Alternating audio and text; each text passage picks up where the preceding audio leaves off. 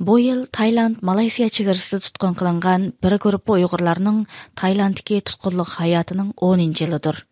2014 yılı 3. ayının 14 günü qanunsuz yollar orqali Xitoydan qochib chiqishga majbur bo'lgan 220 nafar Uyg'ur Tayland, Malaysiya chegarasiga yaqin Songkhla degan joyda Tayland saqchilari tomonidan qo'lga olingan edi.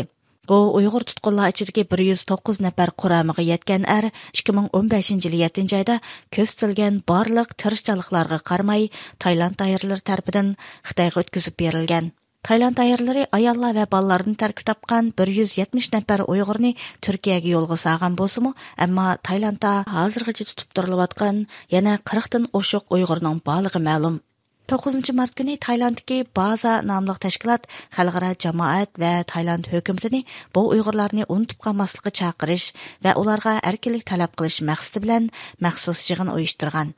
Yig'inda so'z qilgan Taylandlik va boshqa xalqarалық mutaxassislar birdak Tayland hukumatidan ularni erkinlikka chiqarishni, bu Uyg'urlarning 3-chi davlatga o'rnatishiga yo'l qo'yishni talab qilishgan. Xan jamiyati va Tayland hukumatiga men sizlarga yuragim og'irgan holatda bu xatni yozyapman. Bu yig'in navbatda Taylandda tutqunda turayotgan bir Uyg'urning Turkiyada turishliq farzandining Tayland hukumatiga qilgan ovozli xitobi bilan boshlangan. Ular zulm sababidan vatanidan qochib Turkiyaga qarab yo'lga chiqib Taylandga keldi. Hech kim o'z yurtidan ayrilib musafir bo'lib yashashni xohlamaydi. Lekin reallik ularni shunday qilishga majburladi. Andın yig'inda Tayland Davlatli Kishilik Huquq Komitetining maslahatchisi Ratikul Chansoriya xonim Taylandda tutqunda turayotgan 40 dan oshiq Uyg'ur haqida ma'lumot bergan. U bu Uyg'urlarning musafirlik salohiyati bilan emas, qonunsiz ko'chman qatorida muomala ko'rayotganligini, ularning intayin nachar sharoitlarda tutib turilayotganligini bayon qilgan. However, the Uyghurs who came to Thailand, as you have seen, they came to Thailand without any proper documents and were treated as the illegal immigrants and subject to detention. O bu Uyg'urlar agar Xitoyga qaytarilgan taqdirda intayin xatarlik oqibatga duchor bo'lganligini eskartib, ularning cho'qim muvofiq, bexatar bo'lgan 3-chi davlatga o'rinlashtirilishi kerakligini bildirgan. To develop concrete measures or guidelines, including a clear timeline for transferring Uyghur detainees to the third country. Chansuriya xonim Tayland hukumatiga chaqiriq qilib, bu Uyg'urlarni bexatar 3-chi davlatga yo'tkashni, ular 3-chi davlatga o'rlashqichi bo'lgan oraliqda sharoitlarni yaxshilashni, kishilik huquq advokatlari bilan ko'rishishiga yo'l qo'yishni talab qilgan. Chansuriya xonim mundaq degan: The implementation of the regulations on the screening of aliens who cannot be returned Aloqador organlar yo'shirin xatar sababidan yurtiga qaytarilmaydigan chet elliklarni tekshirish nizomining yo'li qo'yilishini tezlatish kerak. Bu Uyg'urlarni o'z ichiga olgan panohlik tilgichilarni qo'g'dashning muhim mexanizmi. Mazkur yig'inda Tayland parlamentining a'zosi qonunsiz ko'chmanlar masalasini sijil hal qilish tarmoq komitetining raisi Kanavi Subsang apandi Taylanddagi Uyg'urlarning tutilish va qaytarilish jarayonlari haqida anglag'uvchilarga intayin to'liq ma'lumot bergan.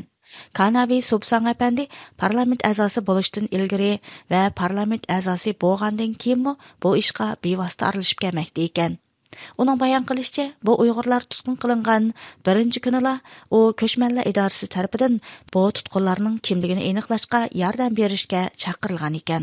U shu ishdan keyin Uyg'urlarni bilgan va ularning masalasini hal qilishga tirishgan.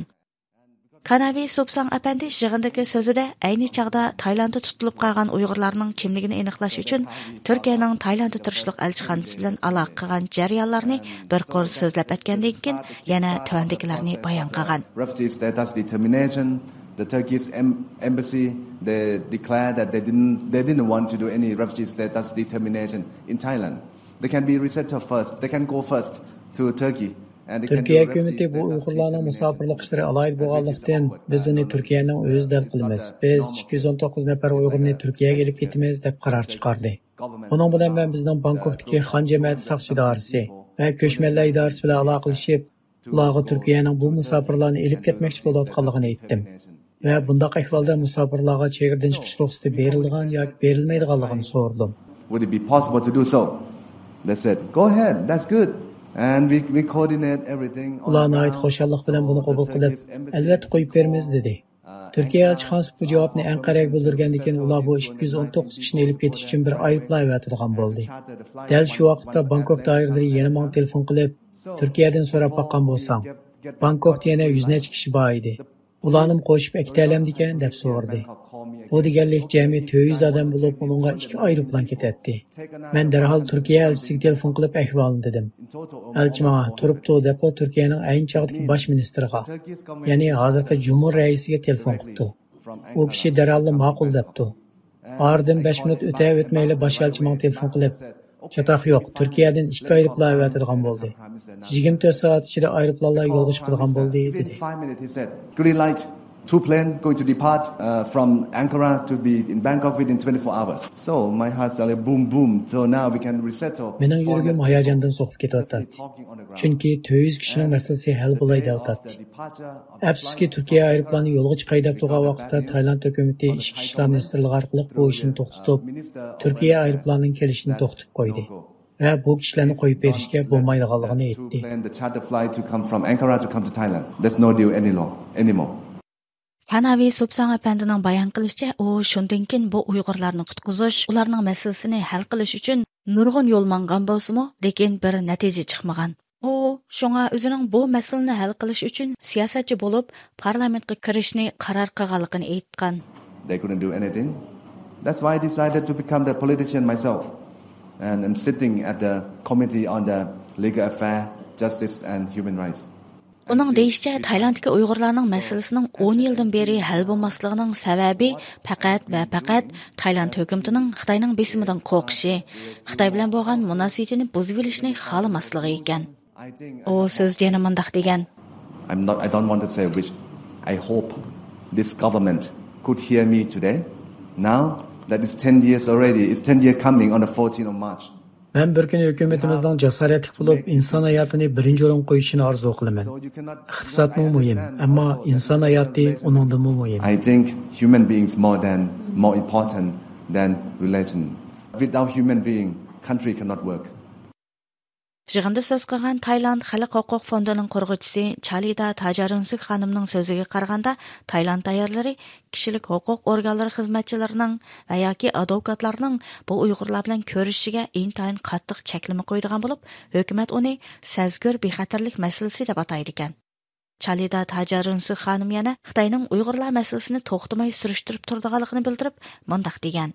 But however, when you compare with China and Uyghur is so small and have nothing when compared with the China as a... Xitayga o'xshash bir cho'ng kuch oldida aslida Uyg'urlar intayin kichik bo'lib qoladi.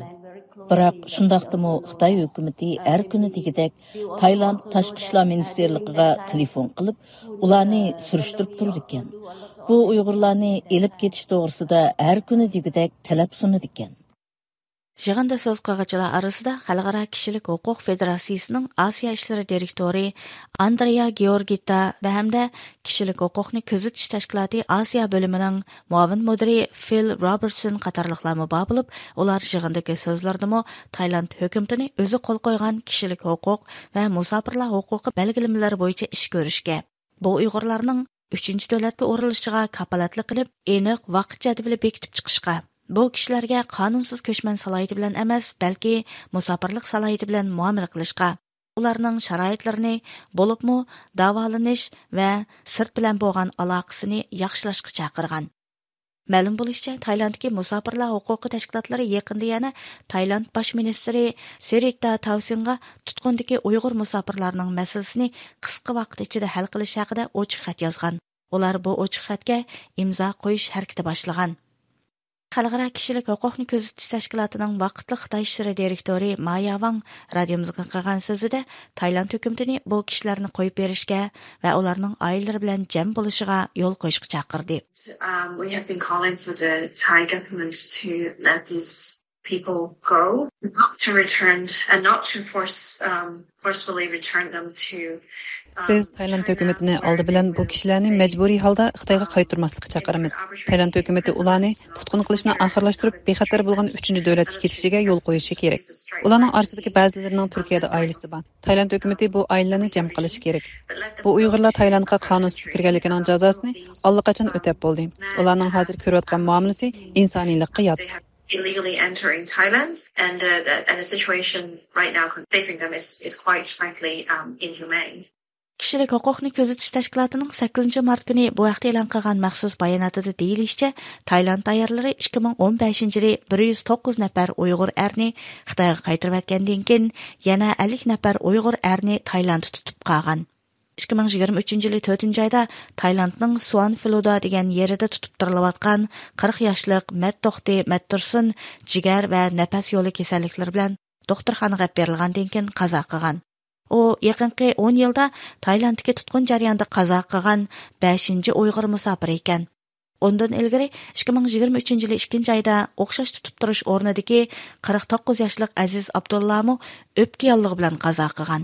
2018-yili 27 yoshlik bir yosh rak kasalligiga giribtor bo'lib o'lib ketgan. 2014-yili bo'lsa, yangi tug'ilgan bovoq bilan 3 yoshlik bola o'lib ketgan ekan.